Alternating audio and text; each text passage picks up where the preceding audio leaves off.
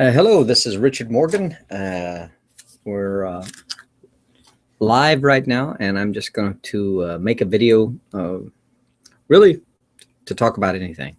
A lot of times I love to talk about boxing. I'm sure, once again, as you've seen my other video, people are really tired of the Pacquiao-Mayweather talk. We're ready for the fight. So anyway, I also made a video with my wife today. It's pretty funny. You should go to my page and check it out. It's my take on trying to describe my wife's makeup, and I struggle with a few of the words. Anyway, I went to the bookstore today, picked up this magazine. It's called The Rake, and has a lot of menswear and great articles. But one of the articles that I was reading was talking about Ernest Hemingway, and about his life and what he did and what he went through. And it ended the article with a quote by Hemingway, and it said, "Man is not made for defeat. A man can be destroyed but not defeated." That's pretty deep, because we look as men and we watch sporting events and we see that someone can get a defeat or be defeated in a game. But I think he was talking much deeper about life. Who knows? He could have just been kind of drunk. He did drink a lot. But you should read some of his books, and they're classics, you know. Old Man of the Sea, For Whom the Bells Toll. They're some of my favorites. But I recommend this book. It comes out monthly, and it has fantastic articles about watches, shoes, the type of shoes that me, being a retired military man, cannot afford. But it's good to dream. It's got this great picture of this guy in here wearing this fedora. I'm a big fan of fedora hats. Love them. Like wearing them at the cigar shop. But let me find another picture in here for you. Articles about classic soup making. A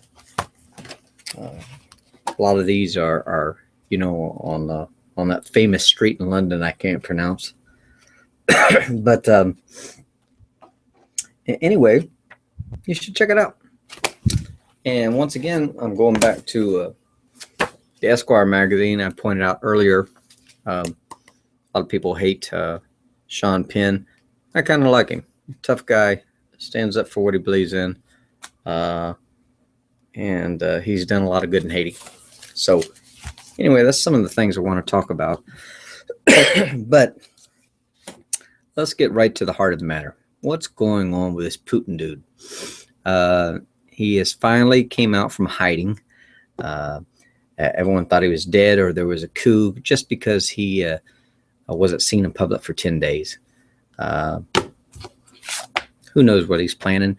I know that NATO was doing some military operations close to the Black Sea, and Putin has, in response, called up some of his forces to do military games.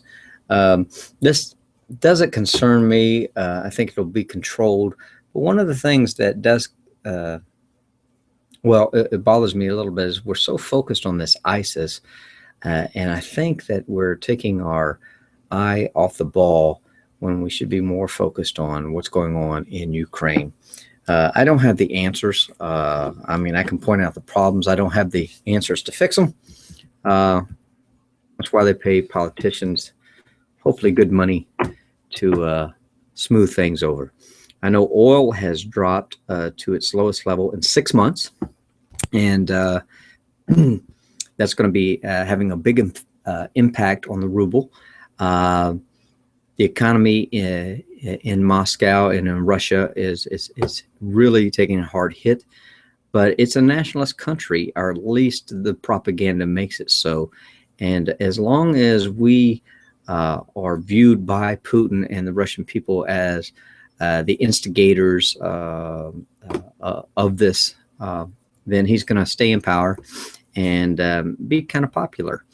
I follow Gary Kasparov on Twitter, and he is really speaking the truth about how we, as a society, a Western society, even including some of the European nations, have really let Ukraine down. 20 years ago, we promised them that we would protect them if they turned over nuclear warheads, and they did so. All I can say to that is, if they had those 100 nuclear warheads, they might not have been invaded. But that's deep and heavy, so enough of that. I will talk a little boxing because I do love it so much. You know, the big fight coming up May 2nd, I think it's going to be exciting for one reason. I think Pacquiao throws so many punches that he will make it. I think he's going to win it, but who knows? He could get hit, and there could be a stoppage. But one thing that he will not allow Mayweather to do is to control the tempo. I think Pacquiao will control the tempo because he's like a speeding bullet, and I see him really figuring out Mayweather. Mayweather's going to roll to the right like he always does, the shoulder roll, but that rolls into Pacquiao's power hand. A lot of these experts are overanalyzing this, and I've always said on my blog, the basics are a basic for a reason. So Mayweather will have to move to his left and throw a lot of shots. Maidana hurt him, and if Maidana can hurt him, I believe Mayweather can hurt. I mean, Pacquiao can hurt him. But who knows? I could be wrong. I used to say I didn't like Mayweather, but there's one thing that Mayweather does is he promotes himself. Bob Arum is not a great promoter. He's an older man. Al Heyman, who knows where he's at? He's doesn't like to be seen in public. So Mayweather can promote. I posted on a blog today that Dana White is the modern Don King, and it's true. Don King, with all his faults, had a great strength of promoting fighters. Now, of course, we had Ali that could promote himself and get people excited about fights. But when two great fighters got together and did not have the gift of gab, Don King would step in and with his little flag and all this, and he would promote the fight. Dana White does the same thing. He is really a guy that controls the UFC, and he will get you to fight who he wants to fight. Right now, what we have is we have a problem where too many chefs in the kitchen. We got HBO, Showtime. Now NBC is getting into showing fights for free on television, which I think is a good thing. But then we get these promoters. We got Jay-Z promoting Andre Ward. We have Mayweather saying Mayweather Promotions is going to promote his fighters. Really falls under Al Heyman and Golden Boy Productions. Then we have the hotels that get involved. And I think what's going on with boxing now on this pay-per-view, and I quote Mayweather, it's a different time. It takes 6 months to promote a pay-per-view fight.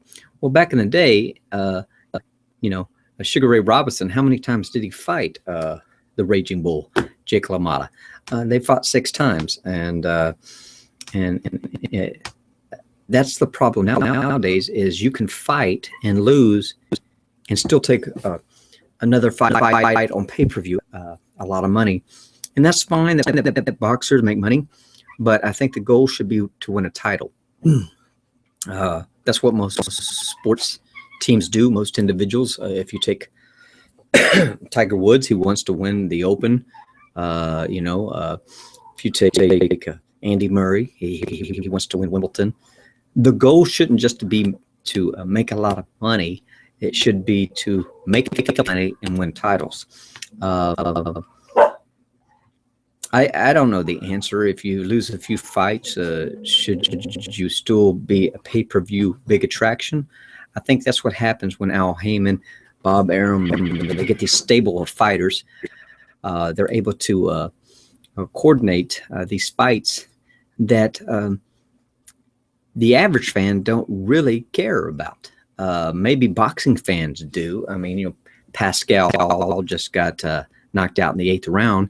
The average fan probably don't know who Pascal is. You know, we can name Amir Khan. We can name Keith Thurman, John Molino, or Molina. We can name these fighters. It's hard. But the average fan back in the 80s could name Duran and Hearns, Hagler, Alexis Arguello, Aaron Pryor, Danny Little Red Lopez. They could name these fighters because these fighters fought a lot and they were in the public eye. And you had Howard Cosell out there talking to these fighters. You go back to the 70s and my gosh, you know, Joe Frazier, Ali, Ken Norton. You know, you go to Larry Holmes, even Tyson. But nowadays, the problem is there's the Klitschko's, great fighters, but not promoted that much in America. Promotion is a problem nowadays. And we in America have a very short memory. I put this, I think, in one of my blogs also, is, you know, in America, we care about the World Cup every 4 years. We care about soccer every 4 years, and we only care if we're in it. I love soccer. I love the footwork. I love the passing, as you call it over in England. You know, football. It's fascinating, and the world loves it. But in America, we don't. Well, we can do that to boxing too, and America plays a big role in fights. Las Vegas, you know, that's where a lot of fights are shown. I'm really excited about a lot of English boxers that are coming up and fighting, and that's fantastic. But we got to work on our promotion. We don't need the mafia, but the mafia did make things happen. We got to work on getting fighters in the public eye, getting fighters to fight regularly on TV, not pay-per-view. Now, how do we balance that with having the fighter be able to make a living? That's a tough question. What kind of organization or overseers should we have? To catch weights, that's a problem. So many weight classes, that's a problem. There used to be only 12 weight classes. Now, who knows? You can go up 2 pounds and be in a different weight class. So when you have so many different weight classes, what that causes is if your champion does not want to fight and he could be stripped of his belt, he can go up there and win another belt just by gaining 2 or 3 more pounds. So that's great for the fighters. That's great for the promoters. It hurts us as boxing fans. Anyway, anytime I start a blog or a video blog or whatever you call this, you know, I always kind of end it and bring it back around to boxing. There's a lot of stuff going on in this world. There's the political environment is crazy. The race relations are crazy. The global geopolitics are crazy. So sometimes we just have to find our passion and what we enjoy, and I enjoy boxing. So anyway, that's what I wanted to say, and I will stop this broadcast, and I'll post this, and y'all take care.